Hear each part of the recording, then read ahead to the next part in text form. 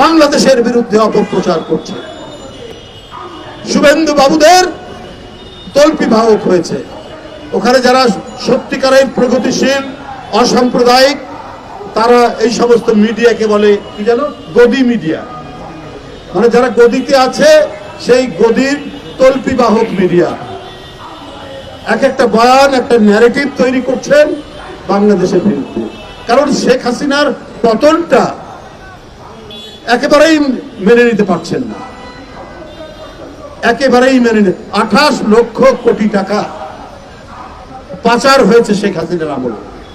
একটা হিসাবে দেখেছিলাম যে 18 লক্ষ কোটি টাকা, আর পাচার হয়েছে, ঋণ পেয়েছে 18 লক্ষ কোটি টাকা, আর পাচার হয়েছে 17,60,000 কোটি টাকা।